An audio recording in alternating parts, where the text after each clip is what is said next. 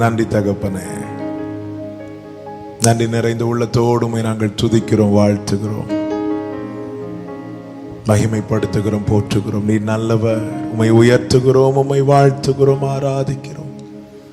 இயேசுவே உமக்கு நன்றி. ஹல்லேலூயா. சேர்ந்த ஆண்டவருடைய நாமத்தை பாடி துதிக்கலாமா? கர்த்தர் நல்லவர், அவர் உயர்ந்தவர், பெரியவர். ஆமென். உம்மை உயர்த்தி உயர்த்தி உள்ளம் மகிழுதையா, உம்மை நோக்கி பார்த்து இதயம் துள்ளுதையா. உம்மை உயர்த்தி உயர்த்தி உள்ளம் மகிழுதையா, உம்மை நோக்கி பார்த்து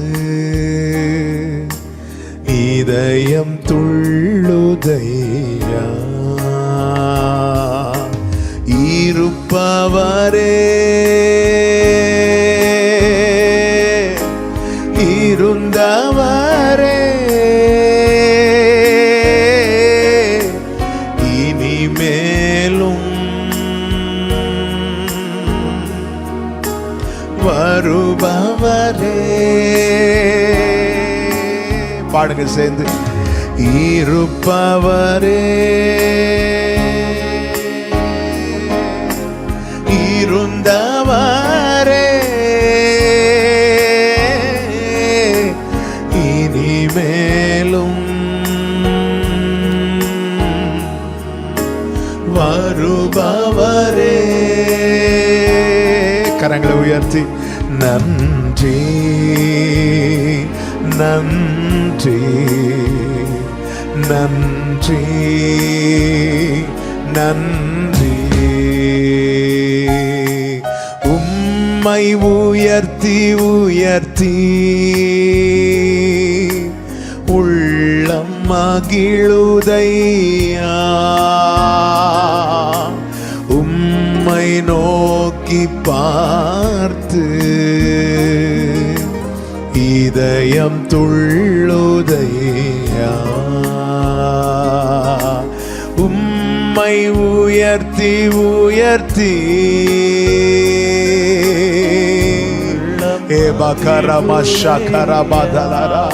உயர்த்துகிறோம் ஆண்டவர். எங்கள் உள்ளத்தில் நாங்கள் உம்மையே உயர்த்துகிறோம், உம்மையே நோக்கி பார்க்கிறோம், உம்மை வாழ்த்துகிறோம், மகிமைப்படுத்துகிறோம். Thank you Holy Spirit. நன்றி அப்பா. கண்மணி போல கண்மணி போ காக்கின்றீ,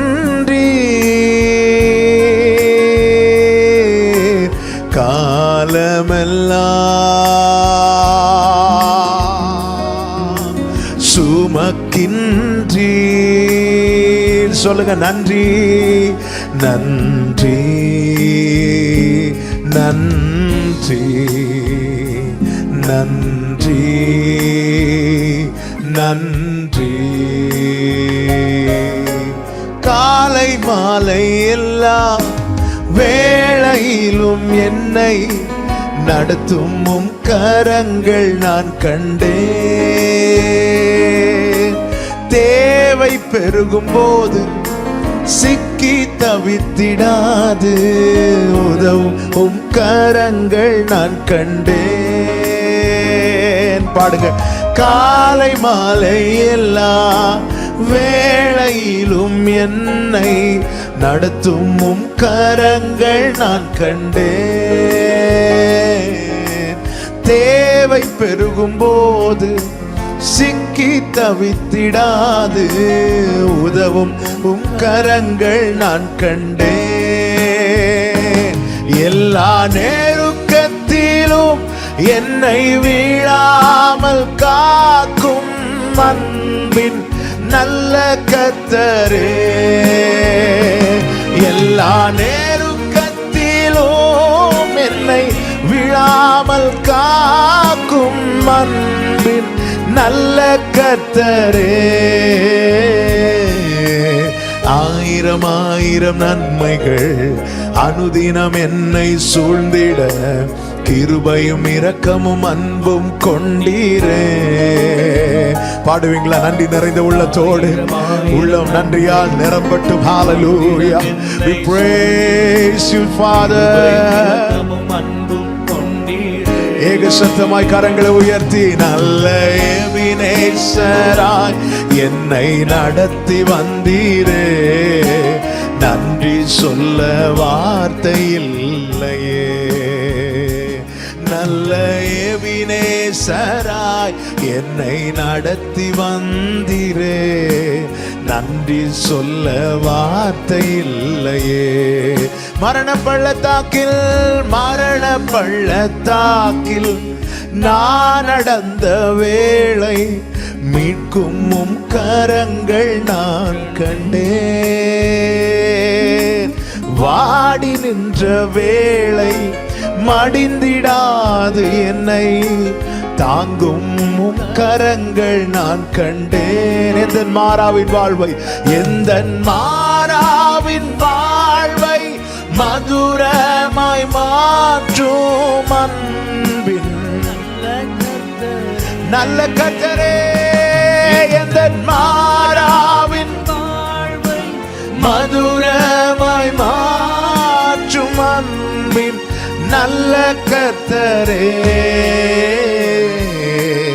ஆயிரம் ஆயிரம் நன்மைகள் அனுதினம் என்னை சூழ்ந்திட கிருபையும் இரக்கமும் அன்பும் கொண்டீரே. அப்பா, நீங்க எங்க மேல பாராட்டின கிருபை, எங்க மேல வச்ச அன்பு இரக்கம், இவைகளை நினைத்து நினைத்து நாங்கள் நன்றி செலுத்துகிறோம். ஏக சத்தமாய் ஒரே மனதோடே, நல்ல எபினேசராய் என்னை நடத்தி வந்தீரே, நன்றி சொல்ல வார்த்தை இல்லையே. நல்ல எபினேசராய் என்னை நடத்தி வந்தீரே, நன்றி சொல்ல வார்த்தை இல்லையே. நன்றி சொல்ல வார்த்தை இல்லையே. நன்றி சொல்ல வார்த்தை இல்லையே. நல்ல கைகளை தட்டி அப்பாக்கு மகிமை செலுத்துவோமா? ஹalleluya, நன்றி செலுத்துகிறோம், மகிமைப்படுத்துகிறோம். எஸ் ஃபாதர், நீ நடத்தி வந்ததை திரும்பி பார்க்கிறோம் ஆண்டவரே. தேவரீர் எங்களை இம்மட்டும் நடத்தி கொண்டு வர நாங்கள் ஏமாத்திரம், எங்கள் வீடு ஏமாத்திரம், எங்கள் சபை ஏமாத்திரம் ஆண்டவரே. எல்லா சூழலிலும் நீர் போதுமானவராய் இருக்கிறீர் ஆண்டவரே. அப்பா, எல்லா நிலையிலும் நீர் நல்லவராய் இருக்கிறீர் ஆண்டவரே. உம்முடைய நடத்துதல், உம்முடைய கிருபை ஆண்டவர், உம்முடைய இரக்கம், உம்முடைய தயவு எல்லாவற்றுக்காய் நாங்கள் உம்மை மகிமைப்படுத்துகிறோம், ஸ்தோத்தரிக்கிறோம், வாழ்த்துகிறோம். அப்பா, உம்முடைய நாமம் வாழ்த்தப்படுவதாக, உயர்த்தப்படுவதாக, மகிமைப்படுத்தப்படுவதாக. எல்லா நாமத்துக்கும் மேலான நாமம் உடையவரே, உமக்கு நன்றி செலுத்துகிறோம். ஹalleluya. நீர் எங்கள் மத்தியில் எழுந்தருளும், எழுந்தருளும், எழுந்தருளும். தேவ சபையிலே தேவன் எழுந்தருளி இருக்கிறார். தேவன் எழுந்தருளும் போது சங்கீதம் 68 இப்படி சொல்லப்பட்டிருக்கிறது, சத்துருக்கள் எல்லாம் சிதறி ஓடுவார்கள். ஆமென். தேவ பிள்ளைகள் கூடுகிற இடத்துல, தேவ பிள்ளைகள் ஒருமனப்படுகிற இடத்துல கர்த்தர் எழுந்தருளுவார். சத்துருக்கள் சிதறுண்டு ஓடுவார்கள், நீதிமான்களோ அவருக்குள்ள மகிழ்ந்து பாடி துதிப்பார்களாம். ஆமென். இனி ஒரு விடியல். நம்ம எல்லாருமே அந்த ஒரு நாளுக்காய் காத்திருக்கிறோம். இப்போ சபையாய் கூடி நம்மால் ஆராதிக்க முடியவில்லை.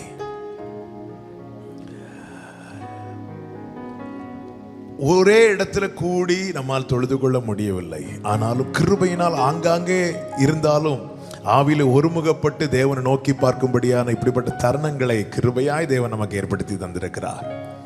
ஆமென். ஆனால் இது கொஞ்ச காலம்தான். மீண்டும் சபை கூடி ஆராதிக்க தேவன் கிருபை செய்வார். தேவரீர் எழுந்தருளி சீயோனுக்கு இறங்குவீர். அதற்கு தயை செய்யும் காலமும் அதற்காக குறித்த வேளையும் வந்தது.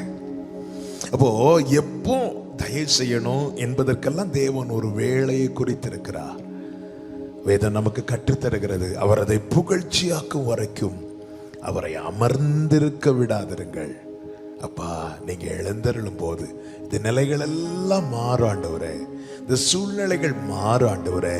நாங்கள் எதிர்பார்க்கிறது மீண்டும் வழக்கம் போல கூடி ஆராதிக்கிற அந்த ஒரு கடமைக்காக செய்கிற நிலைமை இனி இருக்கக்கூடாது ஆண்டவரே. முந்தின ஆலயத்தின் மகிமையை பார்க்கிறோம், பிந்தின ஆலயத்தின் மகிமை பெரிதாயிருக்கும் என்ற தீர்க்க தரிசன வார்த்தையின்படி அப்பா, நாங்கள் இனி சபை கூடும் போது, நாங்கள் ஆராதிக்கும் போது எங்கள் கண்கள் அந்த மகிமையை பார்க்கணும் ஆண்டவரே. அதற்கு ஒன்னே ஒன்று நடக்கணும்பா, நீங்க எழுந்தருளும் ஆண்டவரே. எழுந்தருளும் தேவனே, எழுந்தருளும் அப்பா. ஓ ஷாகாரா பாலா ராதா. ஜெப நிலையில இந்த பாடலை கற்றுக்கொண்டு என் கூட சேர்ந்து பாடுவீங்களா? தேவனே எழுந்தருளுவீராக. எழுந்தருளும் தேவா எழுந்தருளும், எழுந்தருளும் தேவா எழுந்தருளும். பாடுங்க. எழுந்தருளும் தேவா எழுந்தருளும், எழுந்தருளும் தேவா எழுந்தருளும். மனுஷர் சபையை மேற்கொள்ளாதிருக்க எழுந்தருளும், சத்துரு சபையை தொடராதிருக்க எழுந்தருளும். மனுஷர் சபையை மேற்கொள்ளாதிருக்க, சத்துரு சபையை தொடராதிருக்க எழுந்தருளும், எழுந்தருளும் தேவா எழுந்தருளும், எழுந்தருளும் தேவா எழுந்தருளும், எழுந்தருளும். இது வெறும் உதட்டின் சத்தமாய் அல்லாமல் உள்ளத்திலிருந்து இந்த சத்தம் எழும்பட்டு, எழுந்தருளும் தேவனே. மனுஷர் சபையை, மனுஷர் சபையை மேற்கொள்ளாதிருக்க ஆமெனப்பா, சத்துரு சபையை தொடராதிருக்க எழுந்தருளும் தேவனே. மனுஷர் சபையை மேற்கொள்ளாதிருக்க ராஜா, சத்துரு சபையை தொடராதிருக்க. சபை கொத்தாசையாக, சபை கொத்தாசையாக இப்போ எழுந்தருளும். சபை உமக்குள்ளே மறைந்திருக்க எழுந்தருளும். ஆண்டவரே, இது எங்களுக்கு தேவை ஆண்டவரே. உம்மை நோக்கி கூப்பிடும் போது நீர் ஒத்தாசை அனுப்புகிறவர், நீர் கிருபையையும் சத்தியத்தை அனுப்பி விடுவிக்கிறவர். எஸ் ஃபாதர், ஏகோபித்து ஒருமனப்பட்டு கேட்கிறோம் ஆண்டவரே. எழுந்தருளும் தேவா எழுந்தருளும், எழுந்தருளும் தேவா எழுந்தருளும். ஹல்லேலூயா. தேவரீர் எழுந்தருளுவீராக. ஆண்டவரே, இந்த வேளையிலே நாங்கள் ஒருமித்து உம்மை நோக்கி கதறுகிறோம். எழுந்தருளும் தேவனே, நீர் எழுந்தருளும் போது பகைஞரெல்லாம் சிதறுண்டு ஓடுவா. நீதிமான்களோ உமக்குள் மகிழ்ந்து பாடி துதிப்பார்கள். நீர் எழுந்தருளும் போது பகைஞரெல்லாம் சிதறுண்டு ஓடுவார். நீதிமான்களோ உமக்குள் மகிழ்ந்து பாடி துதிப்பார்கள். தேவரீர் எழுந்தருளி சீயோனுக்கு இறங்குவீர். தேவரீர் எழுந்தருளி சீயோனுக்கு இறங்குவீர். அதற்கு தயை செய்யும் காலம் வந்ததே. சபைக்கு தயை செய்யும் காலம் வந்ததே. எழுந்தருளும் தேவா எழுந்தருளும், எழுந்தருளும் தேவா எழுந்தருளும். ஷகரபலரியாந்தரே. தேவனே, தேவனே, மனுஷர் சபையை மேற்கொள்ளாதிருக்க, மனுஷர் சபையை மேற்கொள்ளாதிருக்க எழுந்தருளும் ஆண்டவரே. சத்துரு சபையை தொடராதிருக்க எழுந்தருளும். ஆமென். மனுஷர் சபையை மேற்கொள்ளாதிருக்க எழுந்தருளும். சபைகளிலே ஆவியானவருடைய ஆளுகைக்கு உட்பட்ட நிலையில எல்லா சபைகளும் காணப்பட சபைக்குத்தாசையாக இப்போ எழுந்தருளும். சபை உமக்குள்ளே மறைந்திருக்க எழுந்தருளும். ஆமென். எழுந்தருளும். சபை உமக்குள்ளே நீர் எழுந்தருளும் போது சமுத்திரமெல்லாம், நீர் எழுந்தருளும் போது சமுத்திரமெல்லாம் விலகி ஓடிடும். பர்வதங்களும் மெழுகு போல உருகி மறைந்திடும். நீர் எழுந்தருளும் போது சமுத்திரமெல்லாம் விலகி ஓடிடும். பர்வதங்களும் மெழுகு போல உருகி மறைந்திடும். கைகளை உயர்த்தி தேவரீர் எழுந்தருளி சீயோனுக்கு இறங்குவீர். தேவரீர் எழுந்தருளி சீயோனுக்கு இறங்குவீர். அதற்கு தயை செய்யும் காலம் வந்ததே. சபைக்கு தயை செய்யும் காலம் வந்ததே. எழுந்தருளும் தேவா எழுந்தருளும். எல்லாரும் சொல்றீங்களா? நம்முடைய இதய துடிப்பு இதுவாகட்டும். நீர் எழுந்தருளும். எழுந்தருளும் ஆண்டவரே. எழுந்தருளும் தேவா எழுந்தருளும். காலங்களில் கர்த்தருடைய சமூகத்தில் இருக்கும் கர்த்தருடைய ஊழியக்காரரே எழுந்தருளும் என்று சொல்லி பாடுங்கள். எழுந்தருளும் என்று சொல்லி ஆர்ப்பரியுங்கள். தேவனே நீர் எழுந்தருளுவீராக. தேவரீர் எழுந்தருளுவீராக. எழுந்தருளும் தேவனே. எழுந்தருளும் தேவனே. எழுந்தருளும் தேவனே.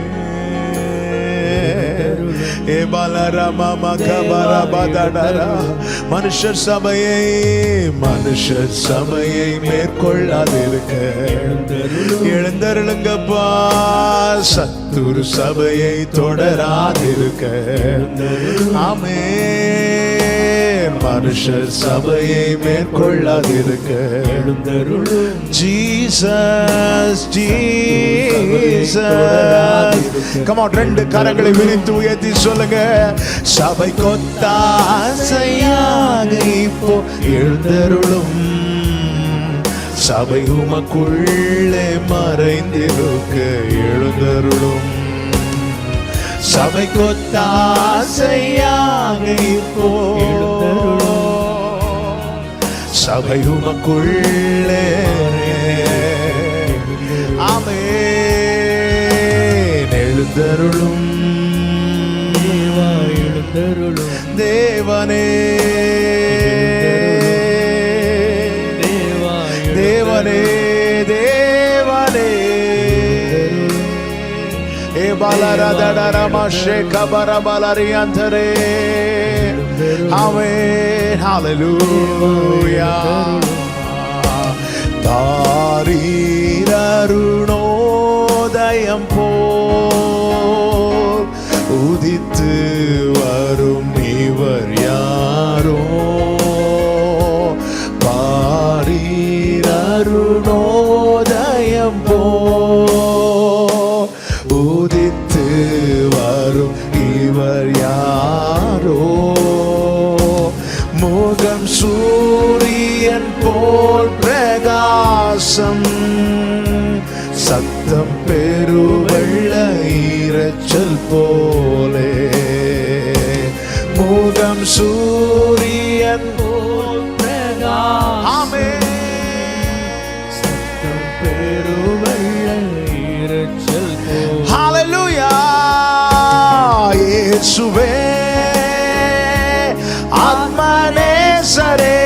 சாரோனின் ரோஜாவும் லீலி புஷ்பமுமா. பதினாயிரங்களில் சிறந்தோ,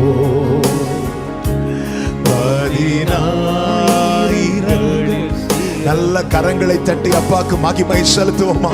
முழு பலத்தோடு கரங்களை தட்டி ஹalleluya, ஹalleluya.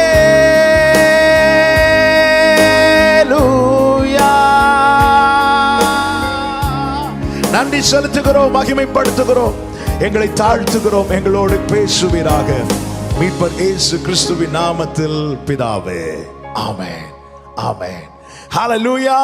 கர்த்தருடைய பரிசுத்த நாமத்திற்கு மகிமை உண்டாவதாக. இயேசு கிறிஸ்துவின் நாமத்தினாலே இதை பார்க்கிற கேட்கிற ஒவ்வொருவரையும் நான் வாழ்த்துகிறேன். அருமையான ஏலிம் திருச்சபையை வாழ்த்துகிறேன். அருமையான பாஸ்டர் அவர்களை நான் வாழ்த்துகிறேன். என்னை அழைத்த அன்பு சகோதரரை வாழ்த்துகிறேன். ஒவ்வொருவரையும் நான் இயேசு கிறிஸ்துவின் நாமத்தினாலே வாழ்த்துகிறேன். கர்த்தர் உங்கள் ஒவ்வொருவரையும் ஆசீர்வதிப்பாராக. இந்த வேளையிலே ஜெபத்திலே ஆராதனையிலே இணைந்திருக்கும்படி தேவன் பாராட்டின கிருபைகளுக்காக ஆண்டவருக்கு கோடி ஸ்தோத்திரம். இந்த கூடுகைக்காக ஆண்டவர் சமூகத்தில் வார்த்தையை கேட்டபோது கர்த்தர் காண்பித்த நினைவில் வைத்த ஒரு வார்த்தையை நான் உங்கள் மத்தியிலே சொல்லி சில காரியங்களை பகிர்ந்து கொண்டு நான் ஜெபிக்க விரும்புகிறேன். வேதத்தை எடுத்துக்கொள்வோம். யாக்கோபு நிருபம் அதனுடைய 5வது அதிகாரம், 5வது அதிகாரத்தின் 15வது வசனம். யாக்கோபு 5:15.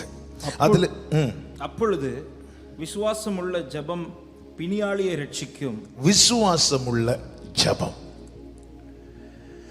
ஜெபிக்கும்படியாக தான் இப்படிப்பட்ட தருணத்தை தேவன் நமக்கு தந்திருக்கிறார். நம்ம யாருமே எதிர்பாராத ஒரு காரியம்தான் இந்த 2020 நடந்தது. யாருமே இப்படி ஒரு கொள்ளை நோய் வரும், இதெல்லாம் வேதத்தில் சொல்லப்பட்டிருக்கிறது, ஏற்கனவே எழுதி கொடுக்கப்பட்டிருக்கு, அதெல்லாம் நமக்கு தெரிந்தது தான். ஆனாலும் இப்படி ஒரு சூழ்நிலை, சபைகள் எல்லாம் அடைக்கப்பட்டு, சபை கூடி வருதல் தடுக்கப்பட்டு, இப்படி ஆன்லைன் மூலமாய்தான் அல்லது யூடியூப் மூலமாய்தான் இருந்த ஆராதனை பங்கெடுக்க வேண்டிய ஒரு நிலை வரும் என, இவ்வளவு சீக்கிரம் வரும் என நம்ம யாருமே எதிர்பார்த்தது கிடையாது. இந்த காலகட்டங்களில், இந்த லாக்டவுன் பீரியட்ல சிலர் ஜெபங்களில் தளர்ந்தவர்களும் உண்டு, ஜெபத்தில் வளர்ந்தவர்களும் உண்டு. இந்த மீட்டிங்காக ஆண்டவரே அநேக வார்த்தைகள் சிந்தையில் ஓடிக்கொண்டிருந்தாலும், ஆண்டவரே நீர் பேச விரும்புகிற வார்த்தையை அது உறுதிப்படுத்த வேண்டும் என்று கேட்டபோது ஆண்டவர் இந்த வார்த்தை நினைவுபடுத்தினார். விசுவாசம் உள்ள ஜெபம். எல்லாருமே ஜெபிக்கிறோம். நம்முடைய ஜெபத்தின் அளவு எப்படிப்பட்டது என்பதை எல்லாம் நாம் பார்க்க வேண்டியது. ஜெபத்திலே வெளிப்படுகிற அல்லது வெளிப்படுத்துகிற விசுவாசத்தின் அளவு எப்படிப்பட்டதா இருக்கிறது நமக்கு நல்லா தெரியும். எபிரேயர் 11:6 சொல்லப்பட்டிருக்கிறது, விசுவாசம் இல்லாமல் தேவனுக்கு பிரியமா இருப்பது கூடாத காரியம். ஜெபிக்கிறவன் தேவனை பிரியப்படுத்துகிறான். ஆனால் அதே வேளையில விசுவாசம் இல்லாம நம்ம என்ன பிரேயர் பண்ணாலும், எவ்வளவு நேரம் ஜெபம் பண்ணாலும் அது தேவனால ஏற்க முடியாது, அல்லது அந்த ஜெபத்தை வைத்து தேவனை பிரியப்படுத்த முடியாது. நம்ம எவ்வளவு நேரம் ஜெபிக்கிறோம் என்பதல்ல, நம்முடைய ஜெபத்தில் எந்த மட்டும் விசுவாசத்தை வெளிப்படுத்துகிறோம். ஆண்டவராக இயேசு கிறிஸ்து சொல்லுகிறார் சீஷர்களை பார்த்து, நீங்க விசுவாசத்தினாலே, உங்களுக்கு கடுகு விதையளவு விசுவாசம் இருந்தா கூட இந்த மலையை பார்த்து பெயர்ந்து போன்னு சொன்னா அது பெயர்ந்து போகும்னு சொன்னார். கடுகு விதையளவு விசுவாசம் உண்மையிலே நமக்குள்ள இல்லையான்னு பார்த்தா நிச்சயமா இருக்கு. ஆனா இங்க என்ன பிரச்சனைன்னா, ஒரு பக்கம் விசுவாசம் இருக்கு, இன்னொரு பக்கத்தில் ஆங்காங்கே அவிசுவாசங்களும் ஒட்டி கொண்டிருக்கிறது. நம்முடைய ஜெபம் கடுகு விதையளவு விசுவாசம் வெளிப்படும் போதே தேவன் பெரிய கிரியைகளை செய்கிறார். அப்போ நம்முடைய ஜெபத்துல அந்த கொஞ்சம் விசுவாசமாவது இருக்கணும், அதே வேளையில கொஞ்சமும் அவிசுவாசம் இருக்கக்கூடாது. அதை நான் இப்படி சொல்லுகிறேன், கடுகு விதையளவு விசுவாசம் இருந்தால் போதுன்னாரு, அதே வேளையில கடுகு விதையளவு கூட அவிசுவாசம் இருக்கக்கூடாது. விசுவாசம் உள்ள ஜெபம், கர்த்தருக்கு மாத்திரம் மகிமை உண்டாவதாக. இந்த காலகட்டத்தில் பாருங்க, முதல்ல லாக்டவுன் கொஞ்சம் 2 வாரம் போட்டாங்க. மார்ச் 31 வரை போட்டாங்க. அப்புறம் ஏப்ரல் 14 வரை போட்டாங்க. அதுக்கப்புறம் ஏப்ரல் 31 வரை போட்டாங்க. அடுத்து சில தளர்வுகளோடு மே முழுவதும் போட்டார்கள். அடுத்து ஜூன், இப்போ ஜூலை. அடுத்து என்ன நடக்க போகுன்னு தெரியாது. இதுல நம்முடைய விசுவாசத்தின் லெவல் கூடி இருக்கிறதா குறைந்திருக்கிறதா? இன்னைக்கு உங்க மத்தியில நான் சொல்ல போகிற வார்த்தை இதுதான். ஜபிக்காமல் இருந்து விடாதே, ஜபத்தை நிறுத்தி விடாதே. சூழ்நிலைகள் நினைத்தது போல இல்லை, காலங்கள் நினைத்தது போல அமையவில்லை. ஆமென்.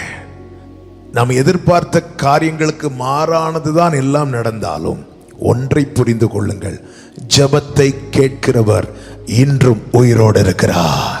கர்த்தருடைய கை குறுகவில்லை, கர்த்தருடைய ஆவி குறுகவில்லை. நம்முடைய மீட்பர் இன்னும் உயிரோடு இருக்கிறார். நஷ்டத்துக்கு மேல நஷ்டம், கஷ்டத்துக்கு மேல கஷ்டம், பிரதிகூலத்தின் மேல பிரதிகூலம், அனுகூலமாய் ஒன்றுமில்லாத சூழ்நிலையிலும், தனக்கென்று ஏதுமில்லாத நிலையிலும் தன் கையில் ஒரு ஓட்டு துண்டை பிடித்துக் கொண்டு சொல்லுகிறார், என் மீட்பர் உயிரோடு இருக்கிறார். ஆமென். எனக்கு குறித்திருக்கிறதை அவர் நிறைவேற்றுவார். இந்த நம்பிக்கை, இந்த விசுவாசம் யோபுக்குள்ள இருக்க காரணம் தன்னை சூழ்ந்திருக்கிறதை பார்க்கவில்லை, தன் மீட்பரை பார்க்கிறான். அவர் இன்னும் உயிரோடே இருக்கிறார். ஒரு தேவ பிள்ளையுடைய மிகப்பெரிய நம்பிக்கை அதுதாங்க. நம்ம ஆராதிக்கிற தேவன் ஜீவனுள்ள தேவன். ஆமென் சொல்லுங்க பார்க்கலாம். ஆமென். அப்போ நம்ம கேள்வி, நம்ம ஜெபிக்கிறோம், ஏன் கர்த்தர் பதிலை உடனே தரவில்லை? ஏன் ஜெபத்துக்கான பதிலை அல்லது பலனை காண முடியவில்லை? நல்ல கவனமா கேளுங்க. நம்முடைய விசுவாசத்தை கர்த்தர் சோதிக்கிறார். யாக்கோபு நிருபம், அது யாக்கோபு நிருபம் 1வது அதிகாரம் 3வது வசனத்தை வாசிக்க கேட்கலாம். யாக்கோபு 1:3. விசுவாசத்தின் பரீட்சையானது, உங்கள் விசுவாசத்தின் பரீட்சையானது பொறுமையை உண்டாக்கும் என்று அறிந்து அதை மிகுந்த சந்தோஷமாக எண்ணுங்கள். விசுவாசத்தின் பரீட்சையை மிகுந்த சந்தோஷமா எண்ணுங்கள் அப்படின்னு சொல்லப்பட்டிருக்கிறது. அப்ப விசுவாச பரீட்சை உண்டு. நம்முடைய ஜெபத்துக்கு ஏற்ற பலனோ பதிலோ கிடைக்காதது நம்முடைய ஜெபத்தை அவர் கேட்கவில்லை என்றோ, இந்த காரியத்துக்கு அவரால் பதில் தர முடியாது என்றோ கிடையாது. விசுவாச பரீட்சையை சந்தோஷமா ஏற்றுக்கொள்ளுங்கள். எல்லார் வாழ்க்கையிலும் ஒரு விசுவாச பரீட்சை உண்டு. 1 பேதுரு 1:7 வாசிங்கள். 1 பேதுரு 1:7. அழிந்து போகிற பொன் அக்கினியினாலே சோதிக்கப்படும், அதை பார்க்கிலும் அதிக விலையேற பெற்றதா இருக்கிற உங்கள் விசுவாசம் சோதிக்கப்பட்டு. அழிந்து போகிற பொன் அக்கினியினாலே சோதிக்கப்படும், அதை பார்க்கிலும் அதிக விலையேற பெற்றதா இருக்கிற உங்கள் விசுவாசம் சோதிக்கப்பட்டு. விசுவாச சோதனை உண்டு, விசுவாச பரீட்சை உண்டு. அவர் பரீட்சிக்கிறார். கர்த்தருக்கு மாத்திரம் மகிமை உண்டாவதாக. ஜெபத்தை நிறுத்தி விடாதே, ஜெபிக்காமல் இருந்து விடாதே. விசுவாச பரீட்சையை சந்தோஷமா எண்ணுங்கள். யார் விசுவாச பரீட்சைக்கு நிற்கிறார்களோ அவர்களே விசுவாசத்தில் வளருகிறார்கள். சோர்ந்து போகாமல் ஜெபிக்க வேண்டும் என்கிற ஒரு காரியத்துக்கு ஆண்டவர் ஒரு உவமையை சொல்லுவார். லூக்கா 18வது அதிகாரத்தில் சொல்லிவிட்டு ஆண்டவர் தேடுவார்.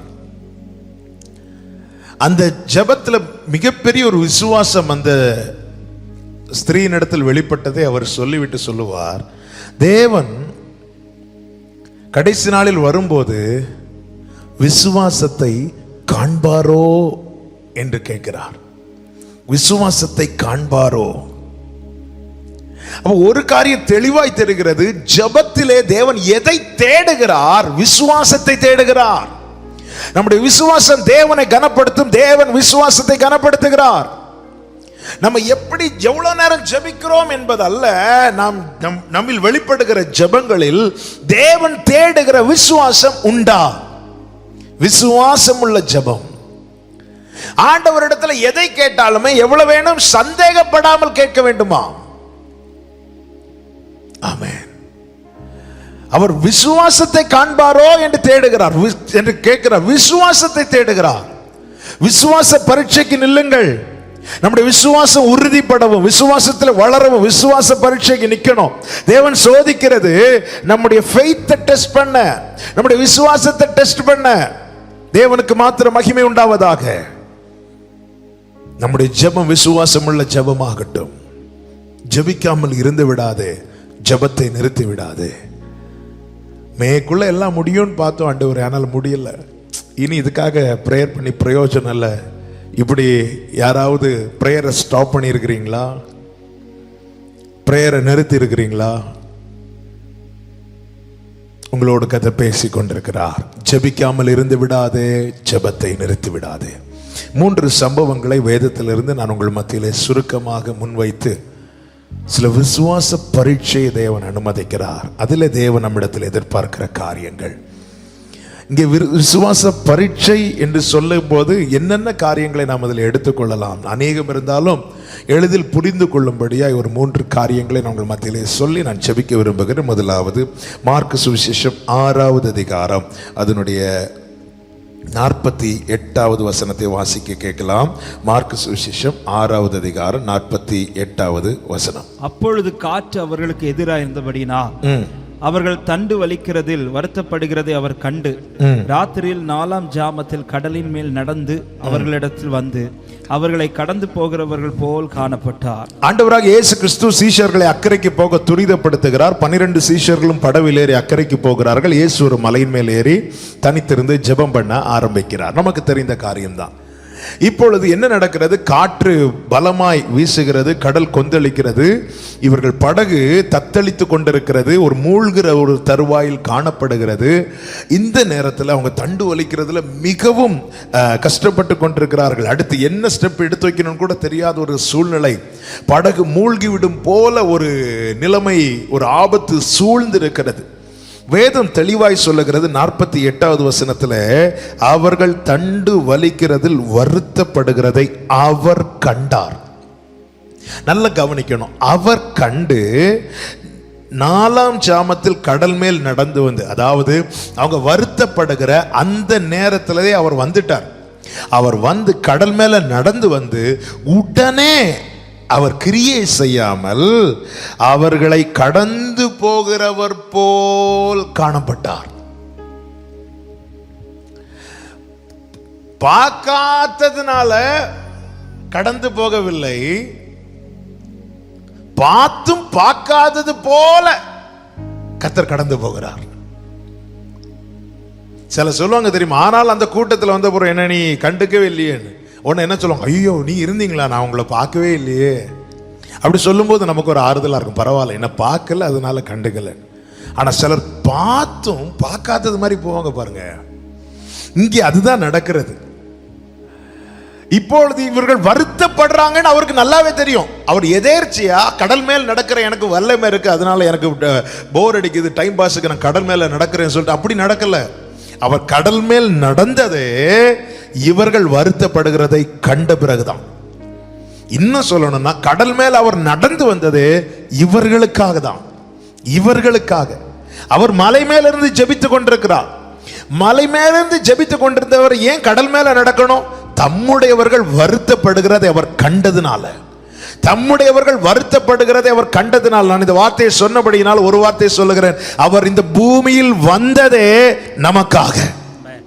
பாவத்திலே, அக்கிரமத்திலே, மீறுதல்களை அகப்பட்டு சிக்குண்டு வருத்தப்படுகிறதை அவர் கண்டதினால நமக்காக இந்த பூமியில இறங்கி வந்தார். அவருக்கு என்றென்றைக்கு மகிமையும் கனமும் துதியும் ஸ்தோத்திரங்களும் உண்டாவதாக. கரங்களை உயர்த்தி ஆமென் சொல்லுங்க. தேவன் நல்லவர். வருத்தப்படுகிறதை கண்டார், ரொம்ப சந்தோஷம். கடல் மேல நடந்தார், அதை விட சந்தோஷம். ஆனா உடனே காற்றையும் கடலையும் அதட்டுவார்னு பார்த்தா அது எதுவுமே செய்யாம அவர் கடந்து போகிறவர் போல காணப்பட்டார். பார்க்காம நீங்க போயிட்டீங்கன்னா ஓகே ஆண்டவர், நீங்க தான் பார்த்துட்டீங்களே ஆண்டவரே, என் பிரச்சனை உங்களுக்கு தெரியும், என் சூழ்நிலை உங்களுக்கு தெரியும், என் நிலைமை உங்களுக்கு தெரியும், எல்லாம் தெரிஞ்சும் இமீடியட்டா நீங்க கிரியை செய்வீங்கன்னு பார்த்தா நீங்க அப்புறம் போகிறவர் போல காணப்படுறீங்களே ஆண்டவரே. ஆமென். கர்த்தருக்கு மகிமை உண்டாவதாக. இங்கே விசுவாச பரீட்சை, நான் எதை சொல்ல விரும்புகிறேன் என்றால் தாமதம். தாமதம். கர்த்தர் இப்போ செய்வார், இப்போ கிரியை செய்வார், இப்போ யுத்தம் செய்வார், இப்போ இந்த காற்றை அமர பண்ணுவார், இந்த கடலை அமர பண்ணுவார் பார்த்துட்டு இருந்தா அது செய்யாம அவர் திரும்பி போறார், கடந்து போகிறார். ஏன் ஆண்டவர் இந்த தாமதம்? உங்க மத்தியில நான் வைக்கிற கேள்வி இதுதான்.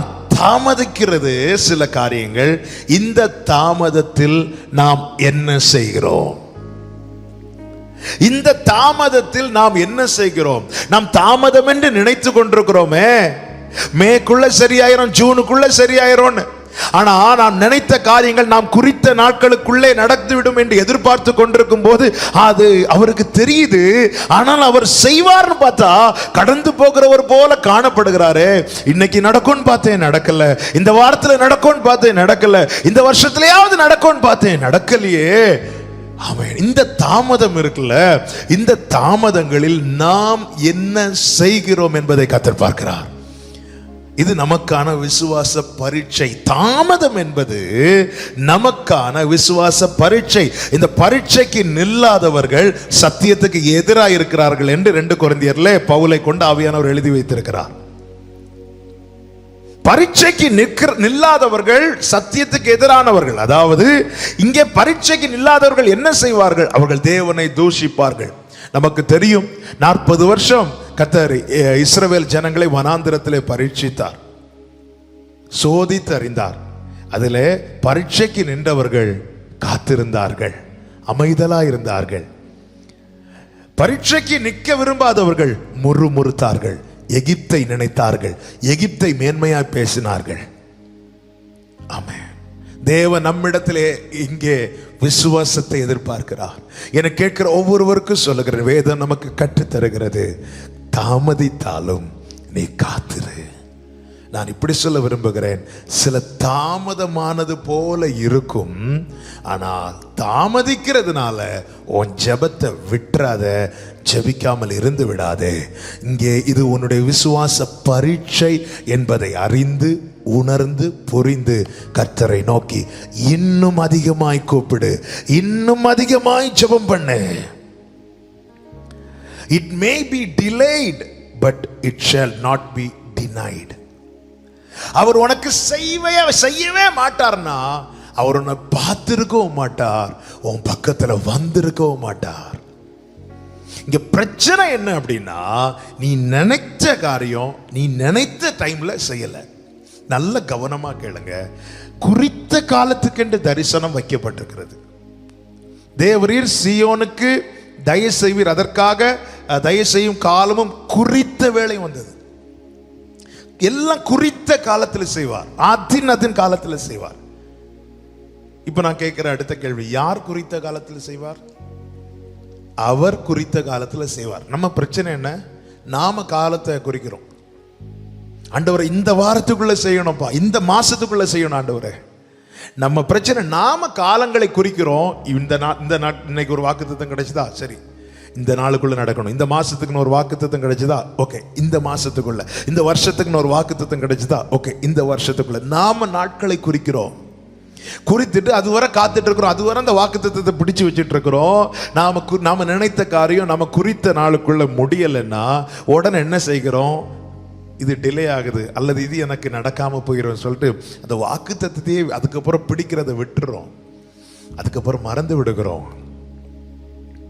தேவன் நாம் குறித்த காலத்தில் அல்ல செய்வார், அவர் குறித்த வேளையில செய்வார். எனவேதான் வேதம் சொல்லுகிறது, தாமதித்தாலும் அதற்கு காத்திரு, அது நிச்சயமாய் வரும், அது தாமதிப்பதில்லை. ஆபகுக்கு 2:3, அது நிச்சயமாய் வரும், அது தாமதிப்பதில்லை. நீ தாமதித்தாலும் காத்திரு, அது நிச்சயமாய் வரும், அது தாமதிப்பதில்லை. அப்படின்னு என்ன அர்த்தம்? நீ குறித்த நாள் நான் குறித்த நாளை விட முன்னாக இருக்கலாம். நான் ஒரு 20 நாளில் செய்யும்படிக்கு உனக்கு குறித்து இருக்கிறேன், ஆனால் நீ அதை ஒரு 10 நாள்ல நிறைவேற்றும்படிக்கு நீ ஒரு நாளை குறித்து காத்திருக்கிறாய். நீ குறித்த நாளில் நடக்காததோ நீ என்ன நினைக்கிற, அது தாமதிக்குது நினைக்கிறாய். ஆனா கர்த்தர் சொல்லுகிற, நீ காத்திருது தாமதிப்பது இல்லை. அப்படின்னு என்ன அர்த்தம்? நான் குறித்த நாளில், நான் குறித்த வேளையில் அது நடக்கும். கர்த்தர் குறித்த நாளில், கர்த்தர் குறித்த வேளையில் நடக்கும். தேவன் நம்முடைய விசுவாசத்தை சோதிக்க பண்ண சில தாமதங்களை அனுமதிக்கிறார். அவர் பார்க்காமல் போகவில்லை. அவர் வந்தார். கடல் எவ்வளவு பெருசா இருக்குங்க, எங்கேயாவது நடந்து, அவருக்கு கடல் மேல நடக்கிறதுக்காக மட்டும்தான் அவர் வந்தார்னா ஏதாவது ஒரு இடத்துல நடந்திருக்கலாமே. அது ஏன் இவங்க போட்டு பக்கத்திலேயே நடந்து போனோம்? ஒரு கூட்டத்தில் 100 பேர் கூடுற இடத்துல காமனா பேச வார்த்தைகள் வர வேண்டியதான். ஏன் பர்டிகுலரா சில பார்த்து நீங்க அதை டேஸ்ட் பண்ணிருப்பீங்க எல்லாருமே. நமக்காகவே பேசினது போல இருக்கும்ல, நம்ம கூடவே பேசினது போல இருக்கும்ல. 1000 பேர் கூடியிருந்தாலும் நம்மை நோக்கியே, நம்ம சிச்சுவேஷனை அறிந்து நம்மை நோக்கியே பேசுவது போல இருக்குல்ல. எதுக்காக அப்படி பேசணும்? ஏன்னா அது அவர் நிச்சயம் உனக்கு செய்வார், அதை நிச்சயம் நடப்பிப்பார். ஆனால் இங்கே என்ன நடக்கிறது? நம்ம உடனே இன்னைக்கு வார்த்தை கிடைச்சது, நாளைக்கே நடக்கும்னு பார்த்துட்டு இருக்கும் போது அவர் கடந்து போகிறது போல காணப்படுகிறார். தாமதமாகிறது. தாமதத்தில் நாம் என்ன செய்கிறோம்? ஜெபத்தை ஸ்டாப் பண்றோமா, ஜெபத்தை அதிகரிக்கிறோமா? இந்த விசுவாச பரீட்சையை சந்தோஷமா எண்ணுங்கள். தேவனுக்கு மகிமை உண்டாவதாக. இன்னும் கடல் கொந்தளித்துக் கொண்டுதான் இருக்கிறது, இன்னும் காற்று பலமாய் வீசிக்கொண்டுதான் இருக்கிறது. ஆனால் புரிந்து கொள்ளுங்கள், இந்த படகு அவர் பார்வையில் பட்டு விட்டது. இனி என்ன கொந்தளித்தால் இந்த படகு மூழ்காது. இந்த படகு மூழ்காது. இங்கே கொந்தளிப்பு இன்னும் நிற்கவில்லை, காற்று வீசுவது தடைபடப்படவில்லை, ஆனா படகு மூழ்காது. ஒரு ஆமென் சொல்லுங்க. படகு மூழ்காது. அப்படி என்றால் எதற்காக இந்த கொந்தளிப்பு? விசுவாச பரீட்சை.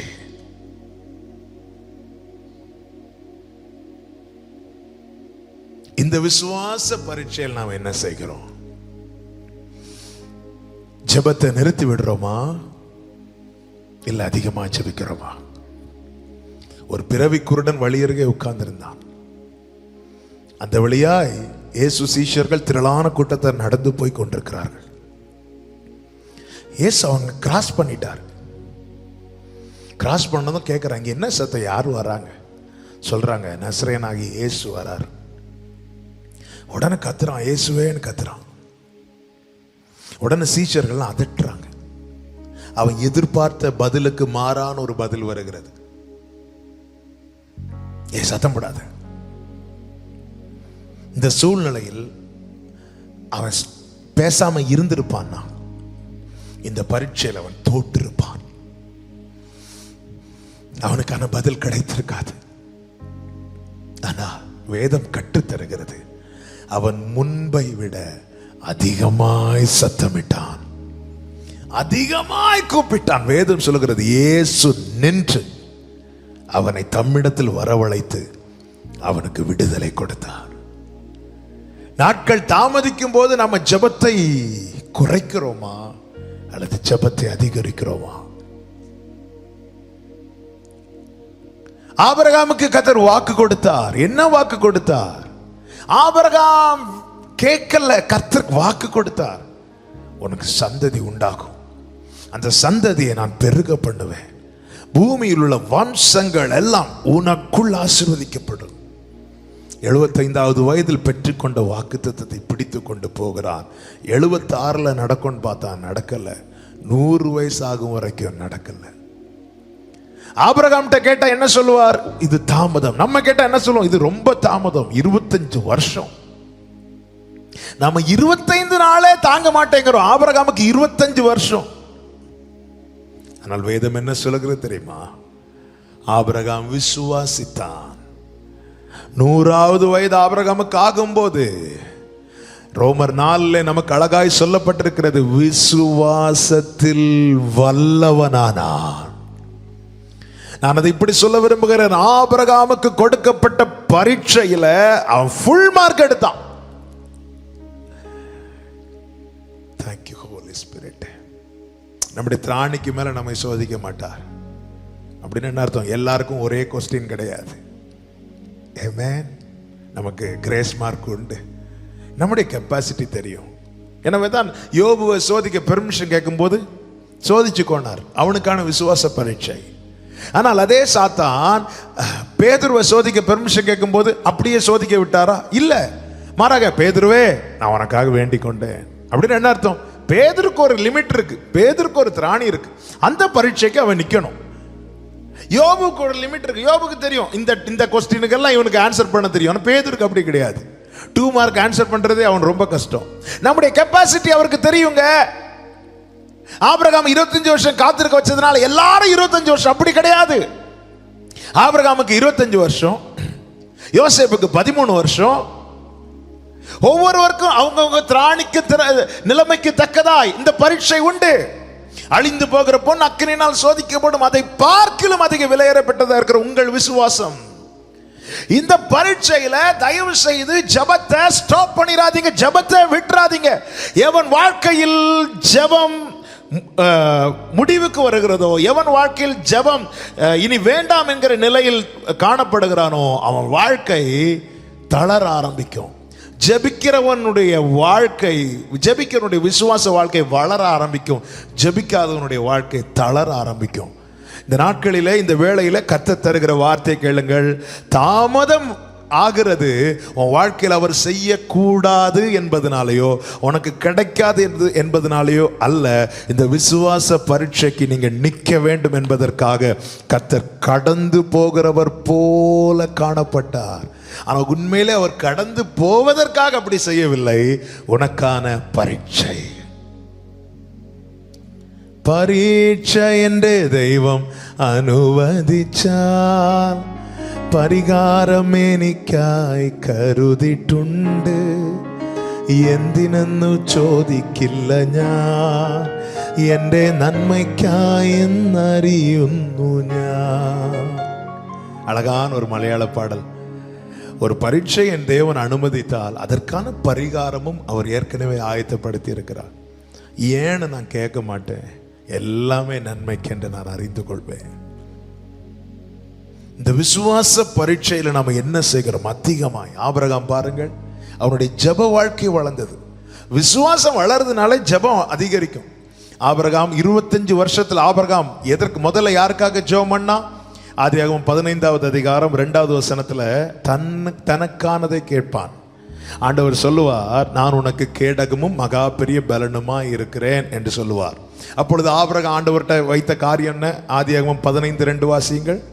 அதற்கு ஆபிரகாம் கர்த்தராகிய ஆண்டவரே அடியேனுக்கு என்ன தருவீர்? அடியேனுக்கு என்ன தருவீர்? தனக்காக கேட்கிறான்.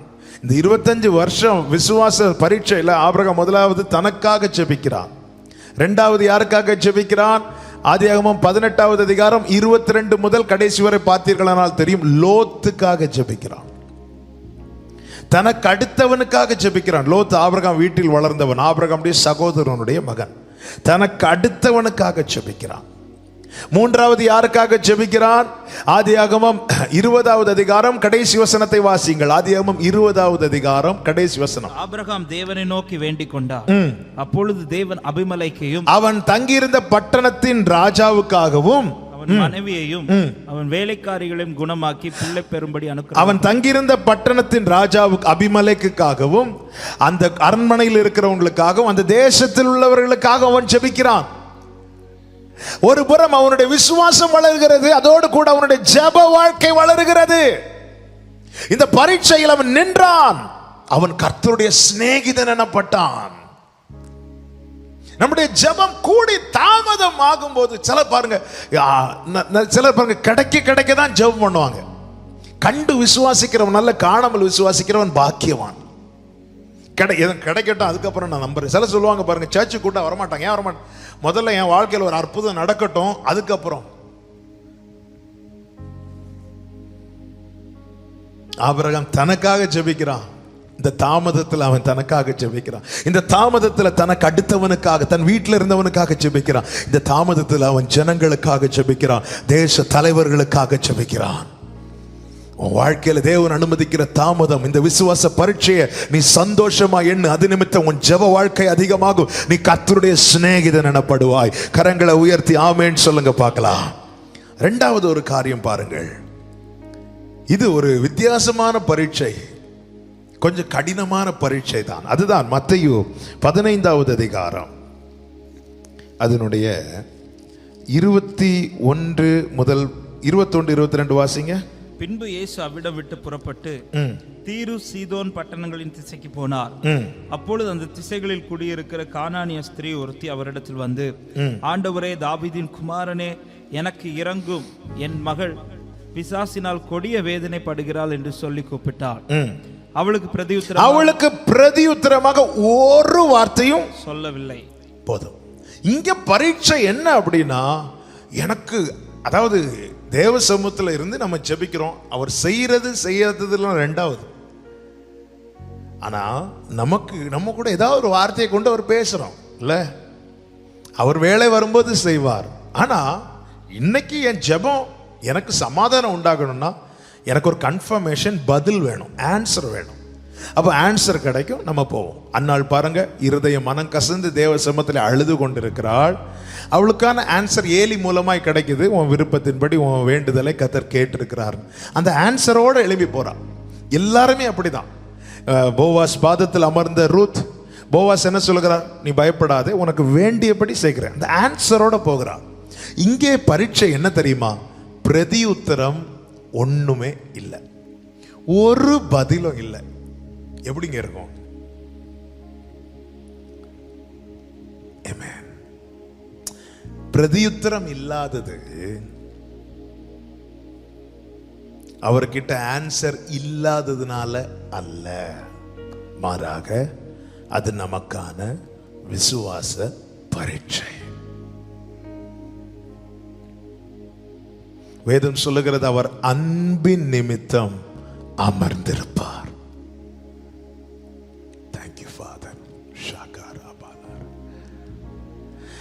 நான் ஜோமணி பார்த்தேன், காலைல இருந்து சாயங்காலம் வரை பார்த்தேன், ஒரு வாரம் இருந்து பார்த்தேன், ஒரு மாசம் இருந்து பார்த்தேன், எனக்கு ஒரு பதிலும் இல்லை. ஓகே, அதனால நீ என்ன பண்ண போற? ஜெபத்தை முடிக்க போறியா? இங்கே இந்த கானானிய ஸ்திரீ என்ன செய்கிறாள் பாருங்கள். 23வது வசனத்தை வாசிங்கள். அவளுக்கு பிரதியுத்தரமாக ஒரு வார்த்தையும் சொல்லவில்லை. அப்பொழுது அவருடைய சீஷர்கள் வந்து, இவள் நம்மை பின்தொடர்ந்து கூப்பிடுகிறாளே என்று சொல்லுகிறார்கள். இவ ஜெபத்தை முடிக்கல, ஜெபத்தை விடல, அவ கூப்பிட்டுட்டே வரா. ஏன்னா அவளுக்கு தெரியும், எனக்கான, என் பிள்ளைக்கான ஆன்சர் இவர்கிட்ட இருக்கு, பரிகாரம் இவர்கிட்ட இருக்கு. இனி நான் வேற யாரை கூப்பிட முடியும்? இயேசுவினிடத்துல கேட்டு கிடைக்காத காரியத்தை நம்ம வேற யார்கிட்ட போய் கேட்டு வாங்க போறோம்? முழங்கால மடக்கி கேட்டு பெற்றுக்கொள்ளாத விஷயத்தை வேற எந்த தலைவர்களுக்கு முன்னாடி போய் நின்று கேட்டு வாங்க போறோம்?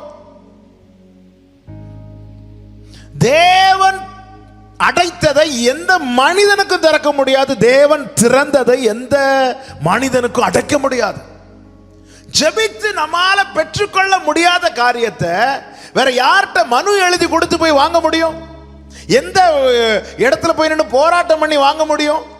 ஒரு தேவ பிள்ளை இதை அறிந்து கொள்ளணும், புரிந்து கொள்ளணும். நமக்கான எல்லாவற்றுக்கான பரிகாரம் இயேசுவின் இடத்துல மட்டும்தான் உண்டு. அவர் பதில் தந்தாலும் சரி, தராமல் போனாலும் சரி, நான் அவரையே ஃபாலோ பண்ணி அவர்கிட்ட தான் கேட்பேனே தவிர இன்னொரு ஆள்கிட்ட போய் நான் இப்படி நிற்க மாட்டேன். இந்த நிலையில சபை வளரணும். இந்த விசுவாச பரீட்சையில சபை ஜெயிக்கணும். ஆண்டவர்கிட்ட கேட்டு கிடைக்காத காரியம், தேவன் தராம வச்சிருக்கிற காரியத்தை வேற யார்கிட்ட போய் வாங்க முடியும்? இவள் பின்தொடர்ந்தாள். இத்தனைக்கு இவள் ஒரு புறஜாதி ஸ்திரீ, சீஷர்கள் கூட்டத்தில் அல்லாதவள், இஸ்ரவேல் கூட்டத்தில் இல்லாதவள். அப்படி இருந்தா அவளுக்கு இருக்கிற அந்த விசுவாசத்தை பாருங்க. இவர்கிட்ட ஆன்சர் இருக்கு, இவர்கிட்ட பரிகாரம் இருக்கு.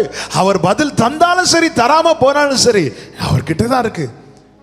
வேதம் சொல்லுகிறது, அவரை கண்டடையத்தக்க சமயத்தில் அவரை தேடுங்கள், அவர் சமீபமாயிருக்கை நோக்கி கூப்பிடுங்கள். அவர் கிராஸ் பண்ணி போறாரு. இந்த டைம் மிஸ் பண்ணிட்டு சரி நாளைக்கு இனி ஒரு வாட்டி வரலான்னு பார்க்கலாம், சான்ஸ் கிடைக்காது. அதாவது நல்ல இந்த வார்த்தையை சொல்றேன், தேவன் தருகிற பொன்னான தருணங்கள் இருக்கு, பொன்னான தருணங்கள் இருக்கு. அதுல கொடுக்கப்பட்ட நமக்கு இந்த காலத்தில் கொடுக்கப்பட்ட மிகப்பெரிய பொன்னான தருணம் தேவனோடு தனித்திருப்பது. இந்த கோல்டன் ஆப்பர்ச்சுனிட்டிஸை மிஸ் பண்ணிட்டா திருப்பி இதே மாதிரி கிடைக்கிறது அவரை கண்டடையத்தக்க சமயத்தில் இவளை பாருங்க, பிரதியுத்தரம் ஒண்ணும் இல்லை, ஆனாலும் பின்தொடர்கிறாள். பதில் இல்லாத போதும் அவள் விடாமல் பின்தொடர்கிறாள். ஜெபத்தை விடவில்லை. பதில் தராதது பதில் இல்லாததினால் அல்ல, இவளை அவருடைய அடிச்சுவடுகளை பின்பற்ற வைப்பதற்காக. இவள் என்ன செய்கிறாள்? கிறிஸ்துவை ஃபாலோ பண்றாள், கிறிஸ்துவை பின்தொடர்கிறாள். அதற்கு யார் சாட்சி கொடுக்கிறார்கள்? சீஷர்கள் சாட்சி கொடுக்கிறாங்க. அந்த 23வது வசனத்துல சீஷர்கள் தான் இயேசுகிட்ட சொல்றாங்க, ஆண்டவரே இவ ஃபாலோ பண்றா. அவள் தன்னுடைய எல்லைக்குள்ளே நின்று கேட்கும் போது அவர் கொடுத்திருப்பாரையானால் அவ இவருடையவளாய் வந்திருக்க மாட்டாள், மாறி இருக்க மாட்டாள். கேட்கறதெல்லாம் அவர் ஏன் தெரியல தெரியுமா? நாம நம்முடைய ஒரு பாரம்பரியம், நம்முடைய எல்லைக்குள்ள இருக்கிறோம். வெளியவா, உனக்கான அடிச்சுவடை அவர் வைத்து போயிருக்கிறார், மாதிரியை வைத்து போயிருக்கிறார். நீ அதை பற்றி தொடர்ந்து கொண்டு கிறிஸ்துவை நோக்கி கேள். இந்த விசுவாச பரீட்சையில் நெல்லு. பிரதியுத்தரம் இல்லை என்றதும் ஜெபத்தை முடித்து விடாதே, ஜெபத்தை நிறுத்தி விடாதே. பதில் அவரிடத்தில் உண்டு. நீ உனக்கு வேண்டிய, நீ விரும்பினபடி பாருங்க, இந்த 28வது வசனத்தில் ஆண்டவர் அதை தான் சொல்லுவார், நீ விரும்புகிறபடி உனக்காக கடவுது. ஆமென், ஆமென். தாமதமாக்குகிறதுனால ஜெபத்தை விட்டுறாத. பிரதியுத்தரம் இல்லைன்னதும் ஜெபத்தை விட்டுறாத. இந்த பரீட்சைக்கு நின்று விசுவாசத்தில் வல்லவனாக, அவருடைய அடிச்சுவடுகளை பற்றி பிடிக்கிறவனாய் மாறு. அவையானவர் சபைகளுக்கு சொல்லுகிறதை காதுள்ளவன் கேட்க கடவன். ஒரு காரியத்தை கூட சொல்லி நான் ஜெபிக்கிறேன். லூக்கா 18வது அதிகாரம். சோர்ந்து போகாமல் ஜெபிக்கிறதை குறித்து ஆண்டவர் ஒரு உவமையை சொல்லும்போது சொல்லுவார், ஒரு நியாயாதிபதி இருந்தான், தேவனுக்கு பயப்படாதவன், மனுஷனை மதியாதவன். அவன்கிட்ட ஒரு விதவை போய் நியாயத்துக்காக கேட்கிறாள். 4வது வசனம் பாருங்க, வெகு நாள் வரைக்கும் அவனுக்கு மனதில்லாது இருந்தது. பின்பு அவன், நான் தேவனுக்கு பயப்படாமலும் மனுஷரை மதியாமலும் இருந்தும் இந்த விதவை என்னை எப்பொழுதும் தொந்தரவு செய்கிறபடியால் இவள் அடிக்கடி என்னை அலட்டாதபடி இவளுக்கு நியாயம் செய்ய வேண்டும் என்று தனக்குள்ளே சொல்லி கொண்டான்.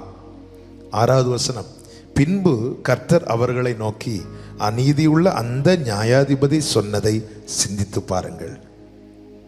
அந்தபடியே தேவன் தம்மை நோக்கி இரவும் பகலும் கூப்பிடுகிறவர்களாகிய தம்மால் தெரிந்து கொள்ளப்பட்டவர்களுடைய விஷயத்தில் நீடிய பொறுமை உள்ளவர்களாய் இருந்து அவர்களுக்கு நியாயம் செய்யாமல் இருப்பாரோ, சீக்கிரத்தில் அவர்களுக்கு நியாயம் செய்வார் என்று உங்களுக்கு சொல்லுகிறேன். ஆகிலும் மனுஷகுமாரன் வரும்போது பூமியில விசுவாசத்தை காண்பாரோ என்றார். நல்ல கவனமா கேளுங்க. இந்த உவமையில ஆண்டவர் ஒரு நீதி உள்ள நியாயாதிபதியை வச்சிருக்கலாம், ஆனா அது வைக்கல. ஒரு அநீதி உள்ளவனை வச்சு ஜபிக்கிற, அவன்கிட்ட தினம் அவன்கிட்ட நியாயம் கிடைக்கும்னு நம்புகிற ஒரு ஸ்திரீயை கொண்டு வைக்கிறார். ஏன் ஆண்டவர் சொல்ற உவமையில ஏன் பெரிய பெரிய ஆட்கள்லாம் சொல்லாம இப்படி சொல்றாங்கன்னா, இந்த விதவைக்கு வேற எந்த சப்போர்ட்டும் கிடையாது, எந்த பேக்ரவுண்டும் கிடையாது, ஆள்பலமோ பணபலமோ ஒண்ணுமே கிடையாது.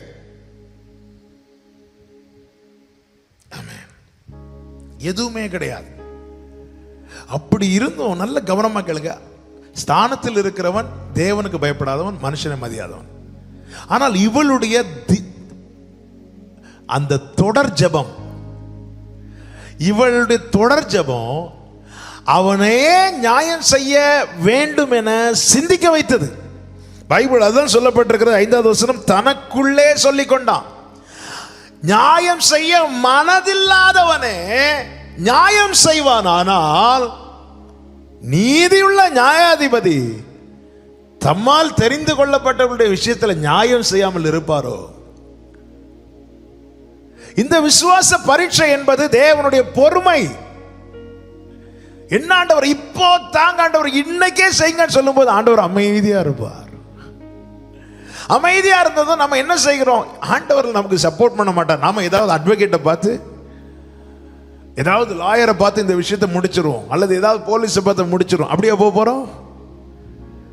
ஆண்டவர் கற்றுத்தருகிறார். உன்னுடைய விசுவாசம் எப்படிப்பட்டதா இருக்கணும் தெரியுமா? உனக்காக வழக்காடுகிற ஒருவர் பரத்தில் உண்டு என்பதை நீ அறிந்து, ஆமே, நீ அவரை மாத்திரம் யோசபாத் பாருங்க, 2 நாளாகும் 20வது அதிகாரத்தில் சத்துருக்கள் அத்தனை பேரும் ஒருமித்து கூடினார்கள் அவனுக்கு விரோதமாய். யோசபாத் என்ன செய்தான் தெரியுமா? தன் ஜனங்கள் எல்லாம் கூடி வர செய்து கர்த்தரை நோக்கி பார்க்கிறான். கர்த்தருக்கு முன்பாக தாழ்த்தினான், கர்த்தரை துதித்து பாடினான். கர்த்தர் யுத்தம் செய்தார். நியாயம் நீதி செய்கிற ஒருவர் பரலோகத்தில் இருக்கிறார். தாவீது சங்கீதங்களில் சொல்றார்ல, என்னுடைய நியாயத்தை நான் உங்களுக்கு தெரிவிச்சிட்டேன் ஆண்டவரே. ஆமென். என்னுடைய நியாயத்தை நான் உங்ககிட்ட சொல்லிட்டேன், என் காரியத்தை நான் உங்ககிட்ட சொல்லிட்டேன். ஆமென். ஒரு அநீதி உள்ளவனே இப்படி செய்வானா? ஒரு நீதி உள்ள தேவன். ஜெபத்தை மட்டும் விட்டுறாதீங்க, ஜெபிக்காம மட்டும் இருந்துடாதீங்க. தாமதம்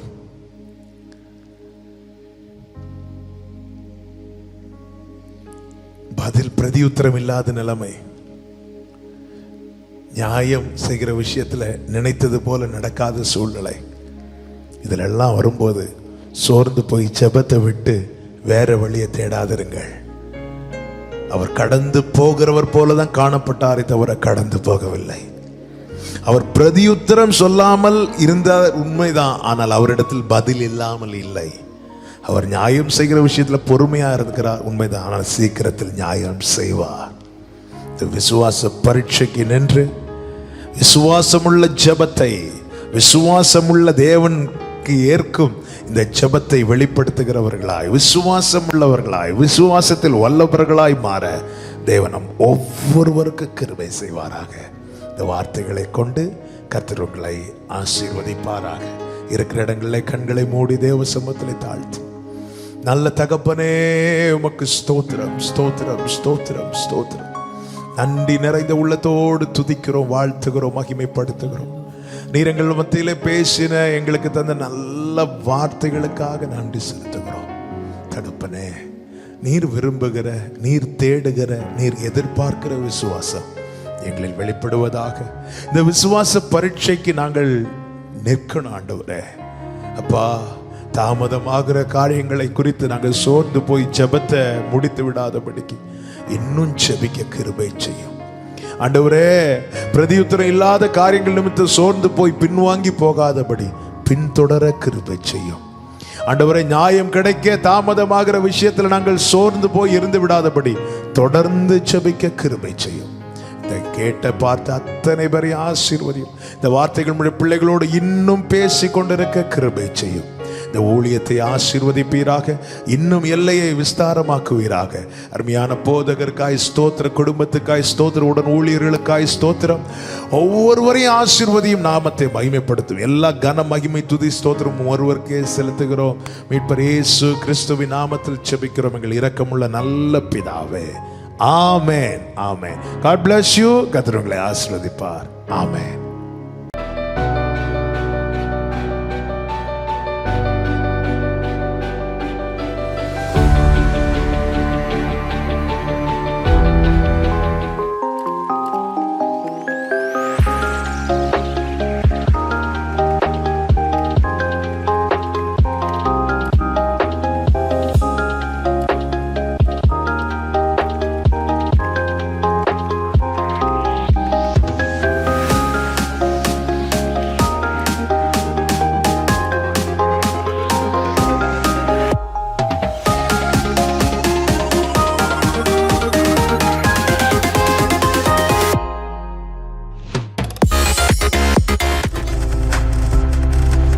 நீங்கள் பார்த்துக் கொண்டிருப்பது உங்கள் ஜாய் டிவி. உங்கள் துக்கம் சந்தோஷமாய் மாறும்.